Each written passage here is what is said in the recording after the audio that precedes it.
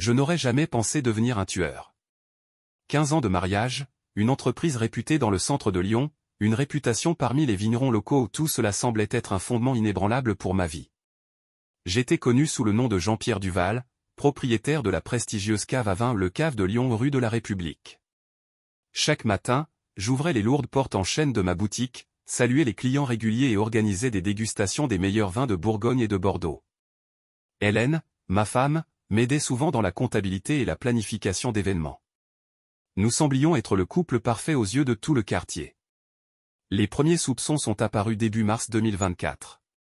Hélène commença à rester tard au travail où elle enseignait la littérature française au lycée Saint-Exupéry. Auparavant, elle rentrait toujours à la maison vers 6 heures du soir, mais maintenant elle pouvait venir à 9 ou 10 heures. Les explications étaient standards, cours supplémentaires, préparation aux examens, rencontres avec les parents d'élèves. J'ai cru. Ou je voulais y croire. Les changements dans son comportement s'accumulaient progressivement, comme les sédiments d'un vieux vin. Nouveau parfum que je n'ai pas donné. Plus d'attention aux vêtements et au maquillage. D'étranges appels au cours desquels elle sortait sur le balcon, malgré le temps froid et printanier. Correspondance constante au téléphone, qui désormais reste toujours face cachée. Hélène semblait s'éloigner de moi, devenant une étrangère dans sa propre maison. Notre mariage n'était pas sans nuages, qu'il est. Il y a eu des disputes, des périodes de silence, des points de vue différents sur l'avenir. Nous n'avons pas eu d'enfants, même si nous avons essayé pendant longtemps. Les médecins ont parlé de certains problèmes de mon côté, mais je n'ai jamais voulu entrer dans ces détails médicaux. Hélène a pris cela très au sérieux, mais a extérieurement essayé de tenir bon. Elle s'est immergée dans son travail et a commencé à passer plus de temps avec ses élèves. J'ai trouvé du réconfort en développant mon entreprise. Le jour fatidique est arrivé le 15 avril. J'ai dû me rendre dans un domaine viticole du Beaujolais pendant 2 jours, un achat de vin prévu pour le magasin. Mais l'affaire a échoué au dernier moment, le fournisseur a appelé et a signalé des problèmes avec les documents. Je n'ai pas prévenu Hélène de mon retour, j'ai décidé de lui faire une surprise, je lui ai acheté ses gâteaux préférés à la pâtisserie Bernard, place Bellecour. La porte de notre appartement au 3e étage d'un vieil immeuble du quartier de la Croix-Rousse s'est ouverte silencieusement.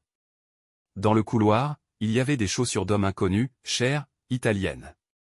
De la chambre venaient des voix étouffées et des rires son rire, que je connaissais par cœur. La boîte de gâteaux m'est tombée des mains. Je restais là, hébété, écoutant la pâte croustillante se transformer en bouillie sous mes pieds. Hélène ne m'a pas entendu entrer. Elle ne m'a pas entendu fermer doucement la porte et descendre les escaliers. Elle ne m'a pas vu assis dans ma voiture pendant les 4 heures qui ont suivi, à surveiller l'entrée. Je l'ai vu, un homme grand d'environ 40 ans, dans un costume coûteux. Il est sorti un peu après 8 heures, en arrangeant sa cravate. Je l'ai regardé monter dans une BMW noire et partir. Je me souviens du numéro. Je ne suis pas rentré chez moi ce soir-là. J'ai loué une chambre dans un hôtel sur l'autre rive du Rhône, dans le quartier de la Pardieu. Hélène a appelé plusieurs fois, envoyé des messages, demandé où j'étais. J'ai répondu brièvement, il y a eu des problèmes avec le fournisseur, je reviens demain. Elle n'a remarqué aucun changement dans ma voix. Je ne me rendais pas compte que je parlais déjà à une autre personne. Je n'ai pas dormi cette nuit-là. Il s'assit près de la fenêtre, regarda les lumières du quartier des affaires et élabora méthodiquement un plan. Chaque détail, chaque étape devait être pensée. Je savais que je ne pourrais pas vivre en sachant sa trahison. Divorce? Trop simple. Elle ira vers lui et prendra la moitié de l'entreprise que j'ai bâtie pendant 15 ans. Non, j'en voulais plus. Il voulait qu'elle paie pour chaque minute passée dans ses bras dans notre chambre. Pour chaque mensonge, chaque baiser qui m'a été volé. Nous avons rencontré Hélène en 2009 à la fête des vins du Beaujolais. Je venais de démarrer mon activité à l'époque, en louant une petite boutique dans la banlieue lyonnaise. Elle travaillait à la bibliothèque de l'école et venait au festival avec ses amis. Je me souviens de sa robe bleue, de sa chevelure noire et de son vif intérêt pour mes histoires sur le vin. Hélène savait écouter, c'est la première chose qui m'a attiré chez elle. Elle posait des questions intelligentes, riait à mes blagues et me regardait comme si j'étais la seule personne dans une pièce bondée. Notre histoire d'amour s'est développée rapidement. 3 mois plus tard, elle a emménagé avec moi et 6 mois plus tard, nous nous sommes mariés. Le mariage a été célébré modestement, j'avais investi tout mon argent dans le développement de l'entreprise, et elle ne voulait pas demander de l'aide à ses parents. Nous avons passé notre lune de miel dans les régions viticoles, la Bourgogne, Bordeaux et la vallée de la Loire. J'ai combiné l'utile à l'agréable, j'ai signé des contrats avec des fabricants et Hélène a apprécié le romantisme de la province française. Les premières années ont été heureuses. Hélène m'a aidé avec le magasin, a tenu la comptabilité et a organisé des dégustations. Elle s'est avérée être une organisatrice naturelle, les clients l'adoraient. Parallèlement, elle a obtenu un diplôme de professeur de littérature et lorsque l'opportunité de travailler dans un lycée prestigieux s'est présentée, j'ai soutenu sa décision. À cette époque, l'entreprise était déjà bien établie et je pouvais me permettre d'embaucher des assistants. Les problèmes ont commencé plus tard, après 10 ans de mariage. Hélène a passé de plus en plus de temps au lycée, elle a développé de nouveaux intérêts et de nouveaux amis. J'étais complètement absorbé par le développement de l'entreprise, j'ai ouvert un deuxième magasin et j'en ai planifié un troisième. Nous dînions de moins en moins souvent ensemble et parlions de moins en moins. Le sexe est devenu rare et mécanique. Je l'ai attribué à la fatigue, à l'âge, à la routine de la vie de famille. Après ce jour fatidique, j'ai commencé mon enquête. Méthodiquement, étape par étape, comme si on dégustait un vin cher.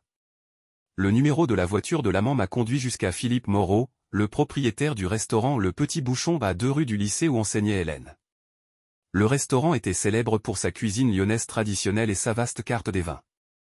Je leur ai même fourni du vin, quelle ironie. Observer Hélène est devenu mon nouveau travail. J'ai installé un logiciel de suivi sur son téléphone, grâce à la technologie moderne et à mon neveu, un génie de l'informatique. Chaque pas qu'elle faisait, chaque message, chaque appel était désormais dans la paume de ma main. Elle rencontrait Philippe 3 ou 4 fois par semaine. Parfois dans son restaurant, soi-disant pour discuter d'un événement scolaire à venir.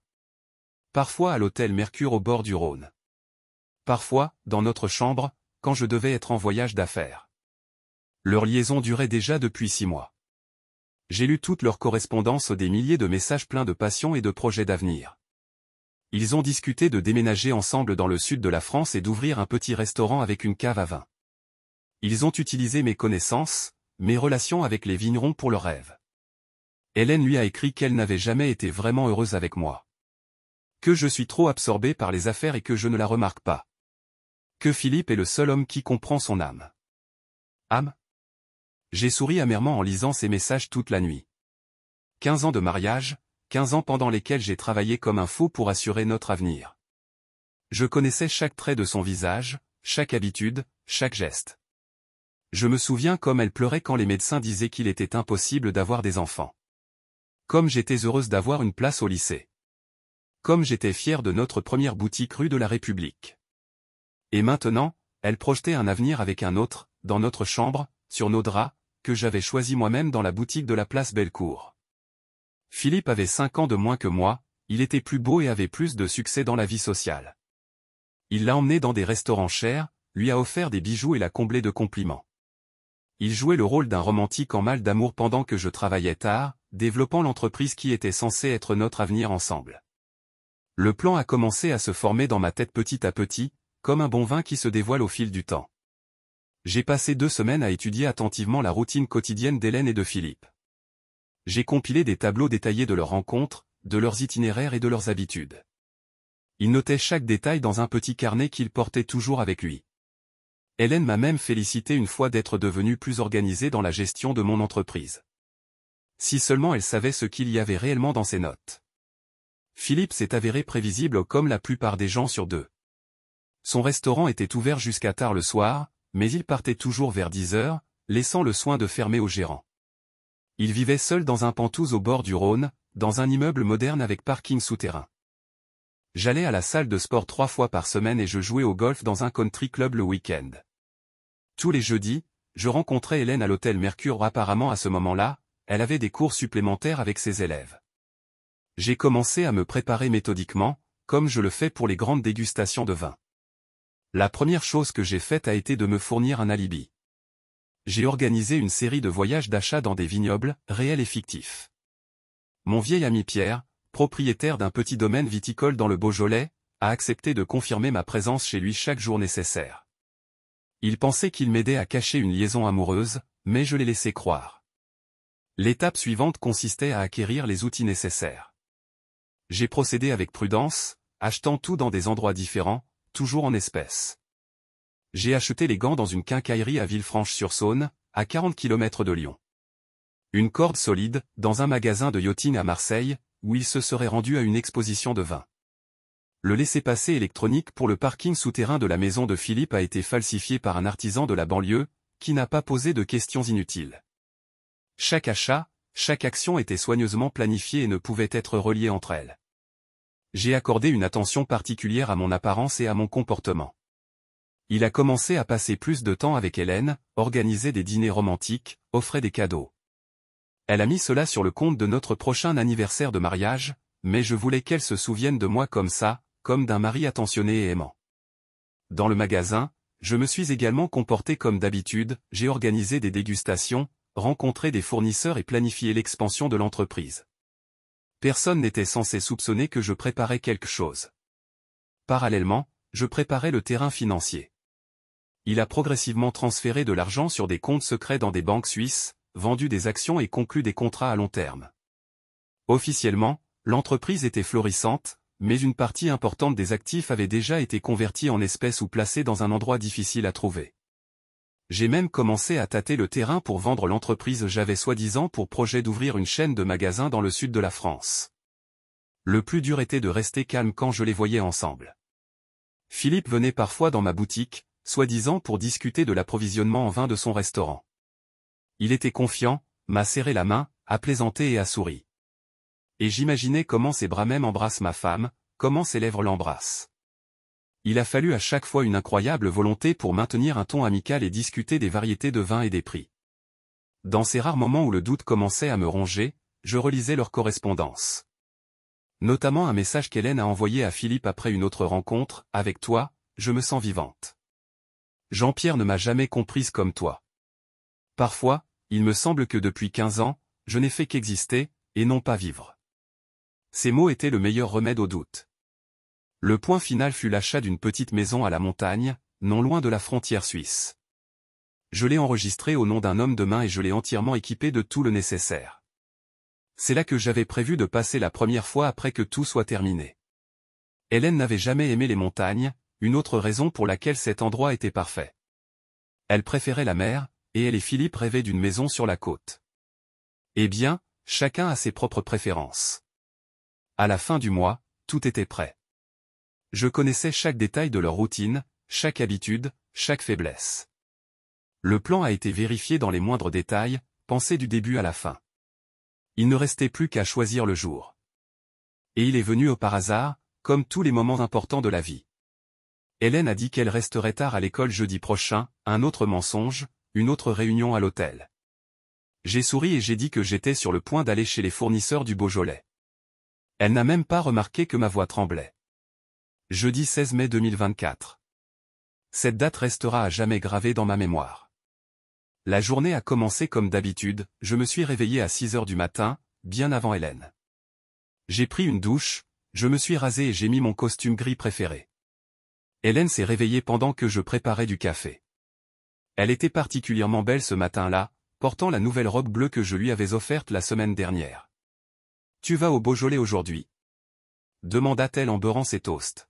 « Oui, réunion avec les fournisseurs. Je serai de retour tard, ne m'attendez pas pour le dîner. » Elle hocha la tête, comme toujours, pensant à ses projets pour la soirée.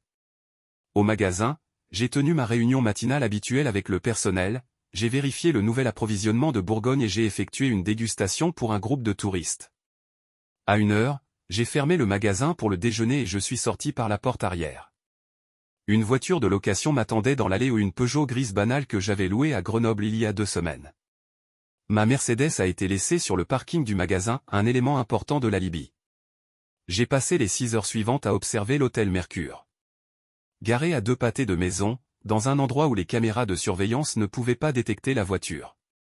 Hélène est arrivée à 16h30, comme d'habitude le jeudi. Philippe est arrivé 15 minutes plus tard. Ils ne se sont même pas regardés dans le hall, ils ont juste pris des ascenseurs séparés jusqu'au 6e étage, jusqu'à la chambre 612, qu'il réservait toujours à son propre nom. À 18h45, Hélène a quitté l'hôtel. Je l'ai regardée monter dans un taxi où elle ne conduisait jamais sa propre voiture pour se rendre à ses réunions. Philippe a quitté l'hôtel à 19 heures. Il monta dans sa BMW noire et se dirigea vers sa maison sur le quai. Je le suivis à distance, respectant toutes les règles de circulation. Pas de précipitation, pas d'erreur. Le parking souterrain de son immeuble était à moitié vide, la plupart des résidents n'étaient pas encore rentrés du travail. Je me suis garé dans le coin le plus éloigné, j'ai mis des gants et une casquette avec le logo du service de livraison. Dans ses mains se trouve un sac provenant d'un magasin d'alcool. Dans cette région, on voit souvent un coursier livrer du vin à un client riche. Philippe est apparu exactement au moment que j'avais calculé. Il se garait toujours au même endroit, marqué de son numéro d'appartement. J'ai attendu qu'il coupe le moteur et qu'il sorte de la voiture. Monsieur Moreau? Livraison de vin de la cave de Lyon. Il se retourna, haussant les sourcils de surprise. À ce moment-là, je l'ai frappé avec un pistolet paralysant, suffisamment puissant pour l'immobiliser, mais pas pour le tuer. Il s'effondra sans bruit, comme une marionnette dont les fils auraient été coupés. Le charger dans le coffre de la Peugeot louée s'est avéré plus difficile que prévu. Philippe était grand et athlétique, il pesait au moins 80 kilos. Mais l'adrénaline m'a donné de la force. 3 minutes plus tard, nous quittions déjà le parking, moi au volant, lui inconscient dans le coffre, attaché avec la même corde achetée à Marseille. Le voyage jusqu'à la maison de montagne a duré 2 heures. J'ai roulé sur des routes secondaires, évitant les routes principales avec des caméras de surveillance. Philippe reprit ses esprits à mi-chemin, j'entendis des bruits sourds provenant du coffre. Nous serons bientôt là, ne t'inquiète pas, dis-je assez fort pour qu'il m'entende. Les coups sont devenus plus forts, mais j'ai attaché les cordes solidement. La maison se trouvait à l'écart des autres bâtiments, entourée de vieux pins. Endroit parfait pour ce que j'avais prévu. J'ai conduit la voiture dans le garage et c'est seulement ensuite que j'ai ouvert le coffre. Philippe m'a regardé avec des yeux écarquillés de peur. Le bâillon dans sa bouche étouffait ses cris en un gémissement inarticulé. « Bienvenue dans mon monde, monsieur Moreau », dis-je en l'aidant à sortir du coffre. Les heures suivantes passèrent dans un flou. J'ai posé des questions, il a répondu d'abord à contre-séhure, puis plus en détail. À propos de la façon dont il a rencontré Hélène lors d'une soirée littéraire dans son restaurant. Comment nous avons commencé à sortir ensemble. Quel projet avez-vous fait pour l'avenir? Il a essayé de me convaincre que leur amour était réel, qu'Hélène était malheureuse avec moi, qu'il ne voulait pas me blesser. Excuse typique d'un amoureux pris en flagrant délit. À un moment donné, il a commencé à demander grâce, à offrir de l'argent, à promettre de disparaître de nos vies.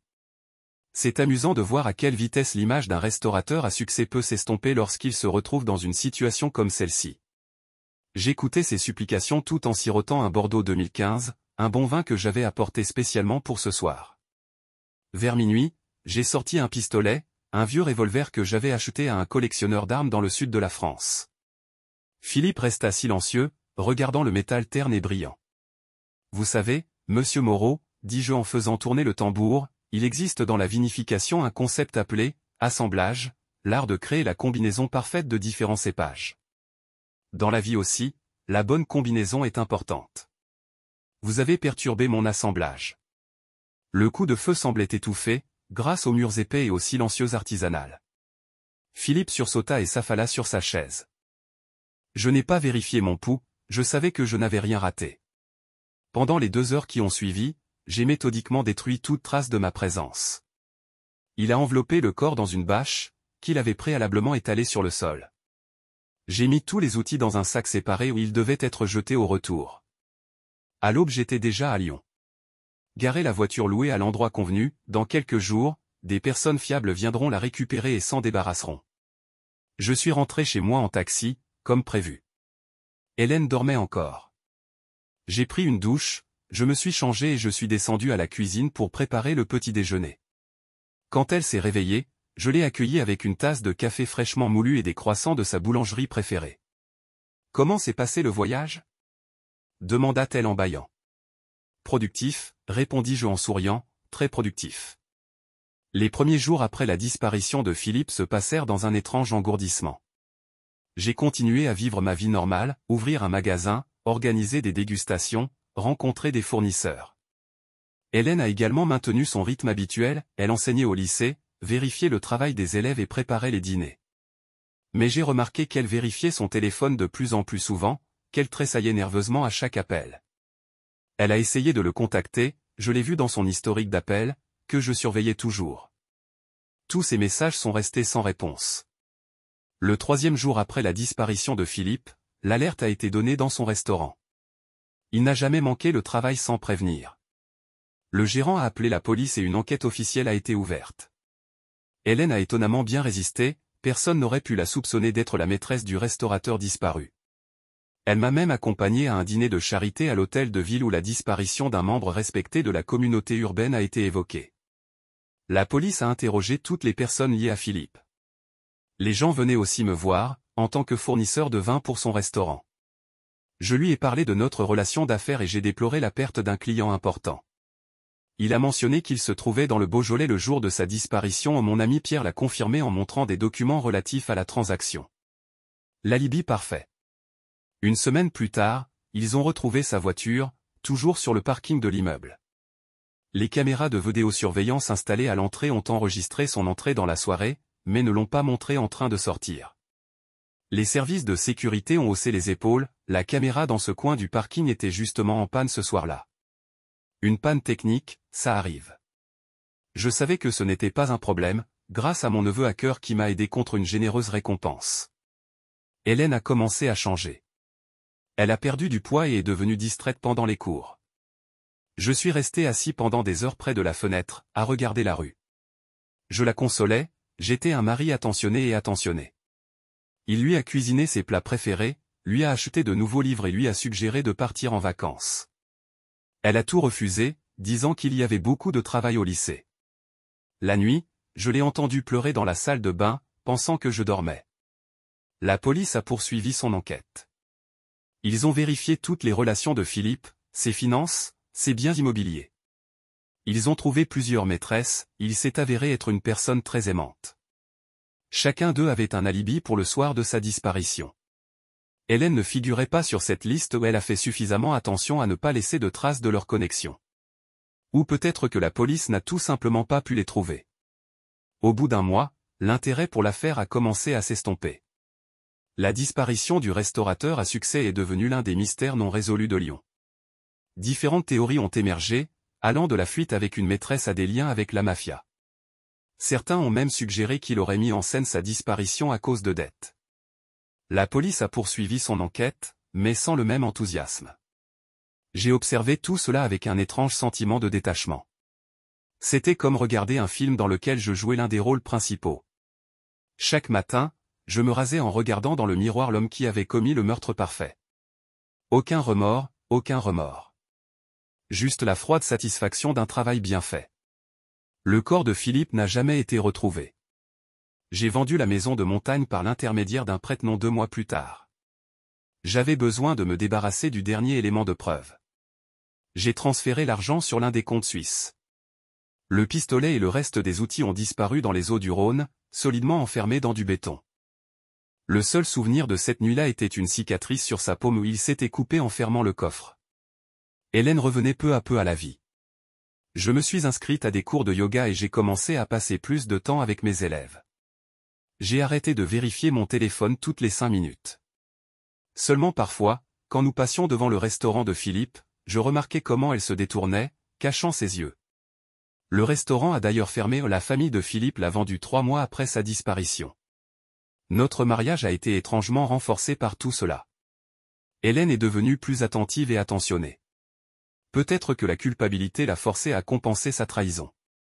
Ou peut-être que la disparition de son amant l'a forcée à réévaluer la stabilité de sa vie de famille. Nous avons recommencé à dîner ensemble, à aller au théâtre, à planifier des vacances. De l'extérieur, nous ressemblions au couple parfait, un homme d'affaires prospère et son épouse élégante, professeur de littérature. Mais chaque fois que je la serrais dans mes bras, chaque fois que je l'embrassais pour lui dire bonne nuit, je me souvenais de l'expression du visage de Philippe à ce dernier moment. Ses yeux, pleins d'horreur et de compréhension. Ces derniers mots, elle t'aime, vraiment. Elle est juste confuse. C'est drôle de voir comment les gens commencent à dire la vérité alors qu'ils regardent dans le canon d'une arme. La police a clos l'enquête active après 6 mois. L'affaire est restée non résolue et est devenue une affaire classée. Parfois, à l'occasion de l'anniversaire de la disparition, les journaux locaux publient des articles rappelant l'histoire. De nouvelles théories sont avancées et des liens avec d'autres affaires non résolues sont recherchés. Je lis ces articles en prenant mon café du matin pendant qu'Hélène prépare le petit déjeuner. Parfois elle demande ce qu'ils écrivent. Je vais répondre brièvement, sans entrer dans les détails. Pourquoi rouvrir de vieilles blessures? La première fissure dans mon plan parfait est apparue 8 mois après la disparition de Philippe. C'était un mardi typique, et je dégustais un nouveau Bourgogne pour un groupe de clients. Parmi eux se trouvait une jeune femme qui me semblait vaguement familière. Ce n'est que lorsqu'elle s'est présentée que j'ai compris pourquoi, Sophie Moreau, la sœur cadette de Philippe. Je ne savais pas qu'elle travaillait dans la police. Elle n'est pas venue m'arrêter au pas encore. Elle essayait juste de tester les os, observant ma réaction lorsque la conversation tournait autour de son frère. C'est étrange, dit-elle en examinant les reflets rubis dans le verre, Philippe a toujours dit que vous étiez le meilleur sommelier de Lyon. Pourquoi n'a-t-il pas commandé de vin pour son restaurant dans les semaines précédant sa disparition? Je n'ai pas bronché. Il a répondu que nous avions des désaccords sur les prix et qu'il avait trouvé un autre fournisseur. Elle hocha la tête, mais je remarquai à quel point elle observait attentivement mes mains, mes expressions faciales, chacun de mes mouvements. Habitude professionnelle d'un enquêteur.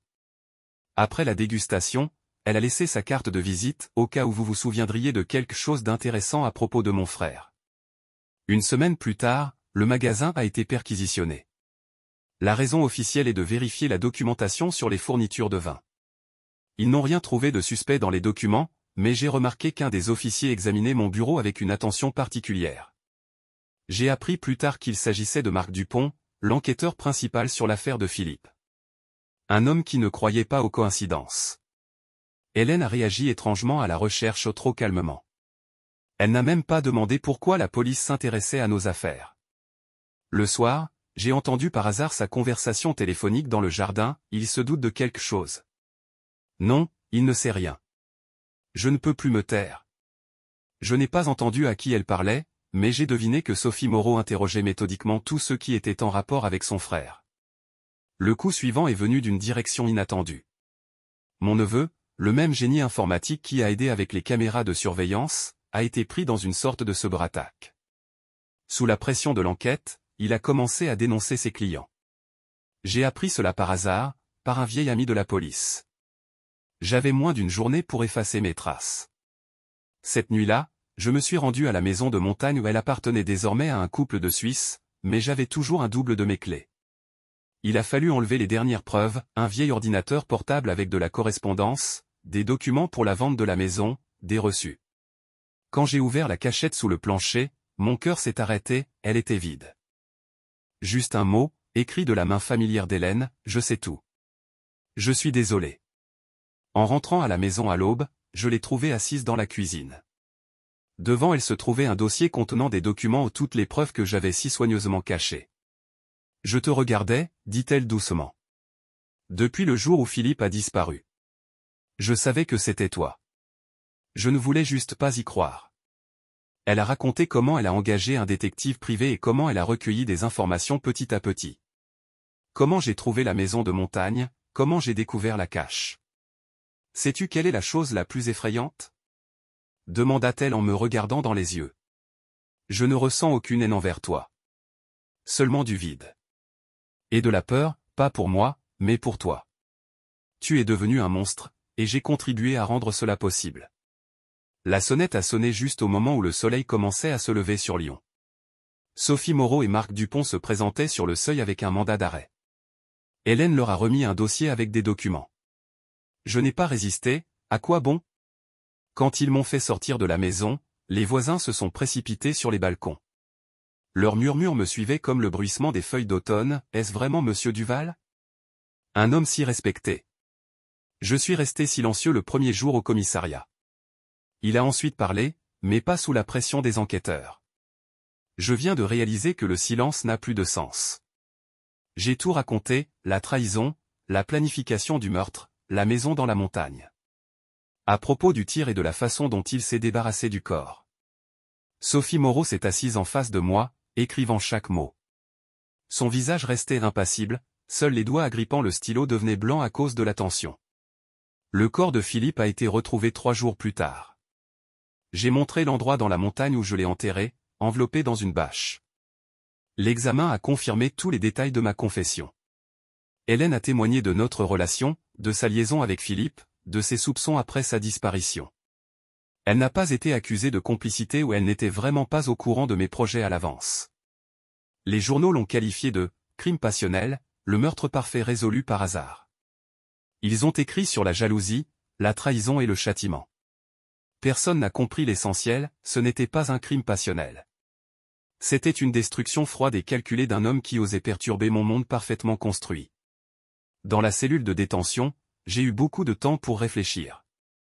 Je me souvenais de chaque étape de mon plan, de chaque décision. Je cherchais une erreur, un moment où tout irait mal. Mais la seule véritable erreur a été de sous-estimer Hélène. J'étais tellement concentré sur les détails techniques que j'ai oublié l'essentiel, la nature humaine. Sur la façon dont l'amour peut se transformer en peur, et la peur en trahison. Le procès a commencé 11 mois après mon arrestation. Durant cette période, j'ai réussi à étudier chaque fissure dans les murs du centre de détention de Lyon, à lire des centaines de livres de la bibliothèque de la prison et à rédiger un témoignage détaillé de 80 pages.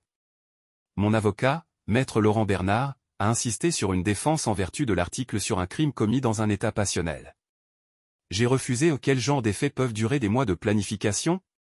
La salle du jury du palais de justice de Lyon était pleine à craquer. Journalistes, habitants du quartier, étudiants en droit, tout le monde voulait voir ce procès, que les journaux ont surnommé « l'affaire du tueur au vin ».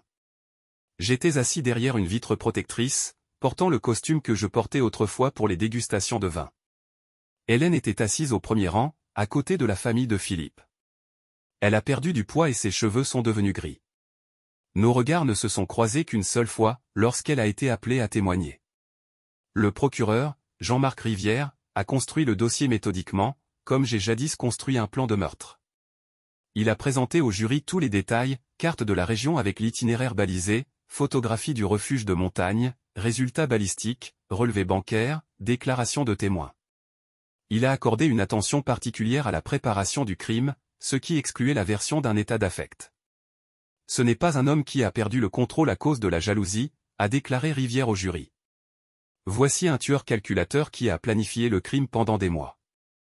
Qui a créé un plan d'alibi complexe, a pensé à chaque détail, a exécuté son plan de sang-froid. Qui après le meurtre est retourné calmement à la vie normale, a continué à gérer ses affaires, a dormi dans le même lit que la femme dont il a tué l'amant. Le témoignage d'Hélène a duré près de 6 heures. Elle a parlé de notre mariage, de l'éloignement progressif, de notre rencontre avec Philippe. À propos de la façon dont leur amitié s'est transformée en romance. De ses soupçons après la disparition de Philippe, de la peur qui grandissait chaque jour. À propos de la façon dont j'ai commencé ma propre enquête sans faire confiance à personne. Je les aimais tous les deux, dit-elle en regardant le sol. Philippe, pour m'avoir vu comme une femme, et non comme une entreprise prospère. Jean-Pierre, pour 15 ans de vie commune, pour tout ce que nous avons construit ensemble. Je ne voulais pas que quelqu'un meure. Je voulais juste être heureuse. Sophie Moreau, la sœur de Philippe, a témoigné au 2e jour du procès. Elle a décrit comment elle a passé des mois à recueillir des informations, comment son intuition policière lui a dit que la réponse se trouvait quelque part à proximité. Comment une conversation fortuite avec mon neveu l'a mise sur la piste. Mon frère n'était pas un saint, dit-elle en me regardant dans les yeux. Mais il ne méritait pas de mourir comme ça. Personne ne mérite d'être la victime du maniaque du contrôle de quelqu'un d'autre. Les témoins se sont succédés, employés de mon magasin, clients, voisins, personnel de l'hôtel Mercure, employés du restaurant de Philippe. Chacun a apporté sa touche personnelle au tableau, un homme d'affaires prospère, un membre respecté de la société, un mari exemplaire. Personne ne pouvait croire que j'étais capable de commettre un meurtre.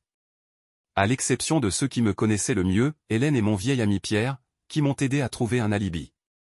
Il a également témoigné, admettant être complice. Il a été condamné à une peine avec sursis. Mon neveu m'a parlé du piratage du système de vidéosurveillance et d'autres détails techniques du crime. Il a échappé à une lourde sanction en échange de sa coopération à l'enquête. Je ne lui en voulais pas, il était jeune et effrayé. De plus, son témoignage n'était que le dernier clou dans le cercueil que je m'étais construit. L'examen m'a révélé sain d'esprit. Le psychiatre a longuement décrit mon profil, trouble de la personnalité narcissique, manie du contrôle, incapacité à accepter la perte de contrôle sur une situation. Le prévenu était pleinement conscient de ses actes, a-t-il conclu. Sa décision de tuer n'était pas motivée par une perte temporaire de raison, mais par un besoin profond de contrôler chaque aspect de sa vie. J'ai préparé mon dernier mot pendant plusieurs jours. Il se tenait devant le tribunal et le jury, regardait dans les yeux la famille de Philippe, Hélène et toutes les personnes présentes. Je ne demanderai pas pardon, commençai-je. Je ne me justifierai pas par la passion ou la jalousie. J'ai tué un homme parce qu'il violait l'ordre de mon monde. Parce que je ne pouvais pas permettre à quelqu'un d'autre de disposer de ce que je considérais comme mien. J'ai agi avec sang-froid et calcul. Et s'il était possible de revenir en arrière, je ferais probablement la même chose. Car je suis exactement ce genre de personne, quelqu'un qui ne pardonne pas la trahison et qui ne lâche pas ce qu'il considère comme sien. Le jury a délibéré pendant moins de 3 heures. Le verdict a été unanime, coupable de meurtre au premier degré avec circonstances aggravantes. Le juge m'a condamné à la prison à vie sans possibilité de libération conditionnelle pendant les 22 premières années. Peine standard pour meurtre au premier degré en France. Alors qu'on me conduisait hors de la salle d'audience, j'ai regardé Hélène une dernière fois. Elle pleurait en enfouissant son visage dans l'épaule de Sophie Moreau. 2 femmes qui ont perdu des êtres chers à cause de mon obsession du contrôle. J'aurais voulu leur dire quelque chose, leur expliquer, mais les mots restaient coincés dans ma gorge. Et que pourrais-je dire? Qu'il aimait tellement Hélène qu'il préférait la tuer plutôt que de la laisser partir? Que j'ai détruit Philippe non par jalousie, mais parce qu'il a osé prendre ce que je considérais comme ma propriété. Les portes du fourgon pénitentiaire se sont fermées derrière moi, me coupant de ma vie passée. Devant moi se trouvait la prison de haute sécurité de Moulins-Iville, où j'allais passer les 22 années suivantes, et peut-être le reste de ma vie. Mais même maintenant, assis dans ma cellule et écrivant cette histoire, je ne ressens aucun remords. Juste une froide satisfaction que tu aies tout fait correctement. Et c'est peut-être ce qui fait de moi un vrai monstre, je continue à penser que mes actions sont justifiées. La prison de Moulins-Iville est ma maison depuis maintenant 3 ans. Ici, dans une cellule de 3 mètres sur 4, je passe mes journées à écrire cette histoire. Chaque matinée commence de la même manière, réveil à 6 heures, enregistrement, petit déjeuner, travail à la bibliothèque de la prison. J'organise des livres, je compile des catalogues et je donne parfois des conférences sur la vinification à d'autres prisonniers. C'est étrange, mais même ici, ma connaissance des vins impose le respect. Hélène a divorcé 1 an après le verdict. Son avocat a envoyé les documents directement à la prison. Je les ai signés sans les lire, à quoi bon s'accrocher à des formalités juridiques alors que le lien réel est rompu depuis longtemps? J'ai appris par mon avocat qu'elle avait vendu notre maison et notre magasin et qu'elle avait déménagé dans le sud de la France. Enseigne la littérature dans une petite ville près de Marseille. Ils disent qu'elle a épousé un médecin local. J'espère qu'il la rend heureuse. La famille de Philippe a ouvert une fondation caritative à son nom. Ils aident les victimes de violences domestiques et mènent des programmes éducatifs. Sophie Moreau intervient souvent dans les écoles, parlant des signes de relations abusives, de la façon de reconnaître un manipulateur et un contrôleur. Parfois, elle m'utilise comme exemple, le mari parfait qui s'est avéré être un monstre. J'ai lu les transcriptions de ses discours et elle décrit très précisément la psychologie de personnes comme moi. Mon entreprise, mon empire du vin, s'est effondré comme un château de cartes. Les nouveaux propriétaires du magasin ont changé le nom et l'ont rebaptisé. Ils vendent désormais des vins bio et organisent des dégustations pour les hipsters. Tous mes contacts avec les vignerons, les liens tissés au fil des années, tout a disparu. Le monde du vin est un petit endroit, personne ne veut avoir affaire à un meurtrier, même si son goût en matière de vin est impeccable. L'argent sur les comptes suisses est resté intact.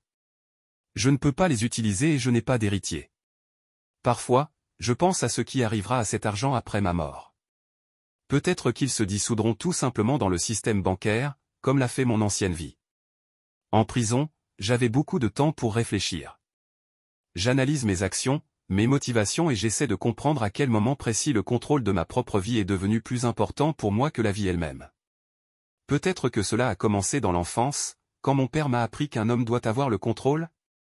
Ou plus tard, quand j'ai commencé à créer une entreprise et que j'ai réalisé que le succès dépend de la capacité à contrôler chaque détail. Les autres prisonniers me traitent avec un respect prudent. Ils apprécient ma retenue, ma capacité d'écoute.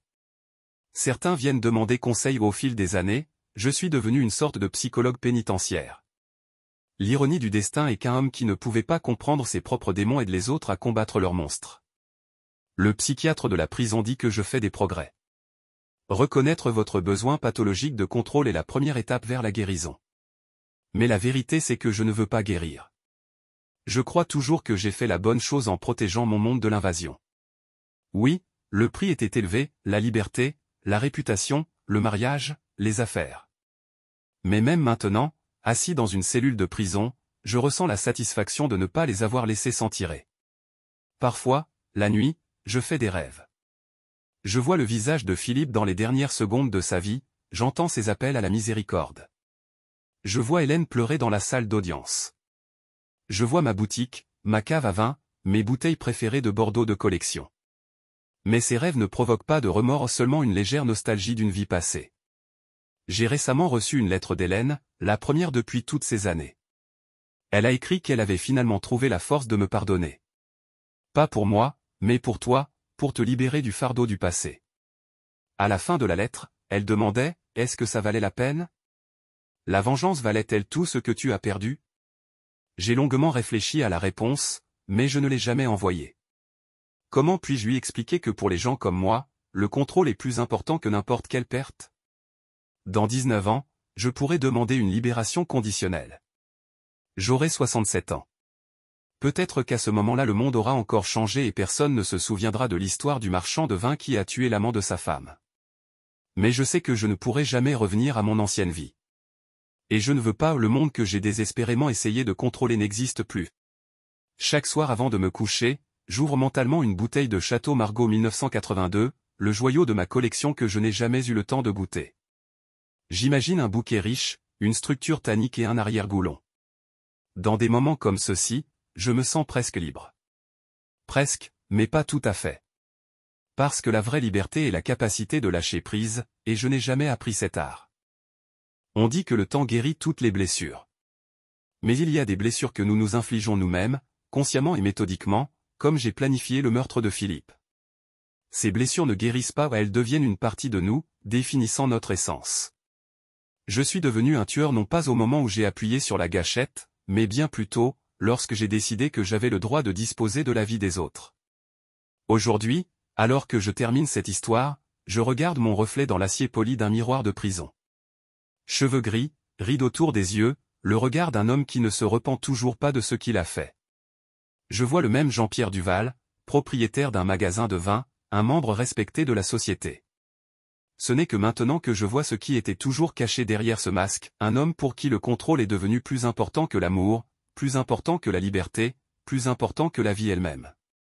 C'est le prix de la vengeance, pas une peine de prison, pas une fortune perdue, pas une réputation ruinée. Le véritable prix est de comprendre que vous ne changerez jamais, que vous ne serez jamais différent. Que même maintenant, ayant la possibilité de tout repenser, tu ferais la même chose. Et c'est peut-être la punition la plus terrible, rester soi-même.